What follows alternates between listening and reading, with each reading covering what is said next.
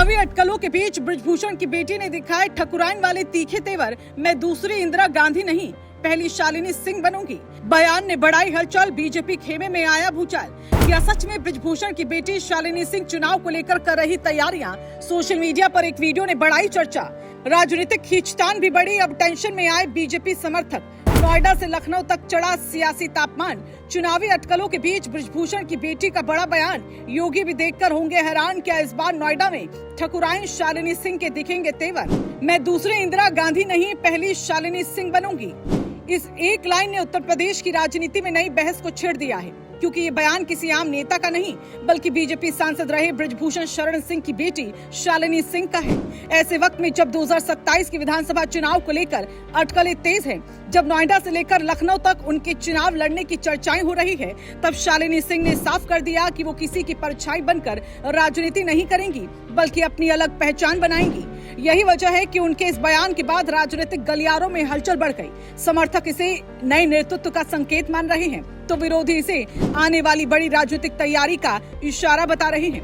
आखिर शालिनी सिंह के इस बयान के पीछे क्या संदेश छिपा है और क्यों अचानक उनका नाम यूपी की राजनीति में तेजी से चर्चा का विषय बन गया? चलिए आपको पूरी कहानी बताते हैं। दरअसल पिछले कुछ महीनों से शालिनी सिंह की सक्रियता लगातार बढ़ती दिखाई दे रही है। सामाजिक कार्यक्रमों में उनकी मौजूदगी बढ़ी है, लोगों के बीच उनकी पहुंच बढ़ी है और सबसे बड़ी बात ये कि उनके नाम को लेकर राजनीतिक चर्चाएं भी तेज हो गई।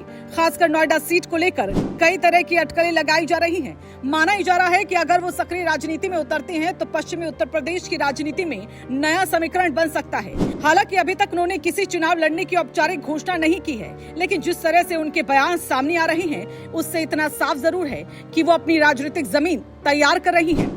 सिर्फ यही नहीं, शालिनी सिंह ने समाजवादी पार्टी को लेकर भी अपने पत्ते लगभग साफ कर दिए। जब उनसे सपा और अखिलेश यादव को लेकर सवाल पूछा गया तो उन्होंने कहा कि राजनीति में विचारधारा सबसे महत्वपूर्ण होती है। उन्होंने साफ कहा कि सिर्फ चुनाव लड़ने के लिए वो अपनी सोच और सिद्धांतों से समझौता नहीं कर सकती। इतना ही नहीं, उन्होंने ये भी कहा कि अखिलेश यादव उन्हें व्यक्तिगत रूप से जानते तक नहीं है। इस बयान के बाद उन चर्चाओं को बड़ा झटका लगा जिनमें दावा किया जा रहा था कि वो किसी विपक्षी खेमे के साथ जा सकती हैं। लेकिन जिस बयान ने सबसे ज्यादा सुर्खियां बटोरी वो सीएम योगी को लेकर थी। शालिनी सिंह ने कहा कि उनकी योगी से कभी मुलाकात नहीं हुई, लेकिन उत्तर प्रदेश में हुए विकास कार्यों की वो सराहना करती हैं। इतना ही नहीं, उन्होंने ये भी कहा कि बीजेपी की सरकार तीसरी बार भी वापसी कर सकती है। अब इस बयान के बाद राजनीतिक गलियारों में नई चर्चा शुरू हो गई, क्योंकि एक तरफ वो खुद को स्वतंत्र राजनीतिक सोच वाला चेहरा बता रही हैं, तो दूसरी तरफ योगी सरकार के कामकाज की तारीफ भी कर रही हैं। उधर बृजभूषण का राजनीतिक प्रभाव किसी से छिपा नहीं है। पूर्वांचल से लेकर अवध तक उनकी मजबूत पकड़ मानी जाती है और सालों से उनका नाम उत्तर प्रदेश की राजनीति में प्रभावशाली नेताओं में गिना जाता है।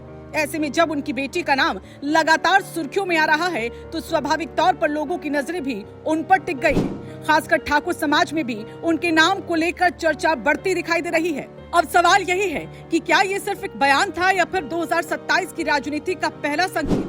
क्या शालिनी सिंह सच में चुनावी मैदान में उतरने वाली हैं? क्या नोएडा या किसी दूसरी सीट से उनकी दावेदारी देखने को मिल सकती है? क्या बृजभूषण सिंह की राजनीतिक विरासत अब नए चेहरे के साथ आगे बढ़ने वाली है?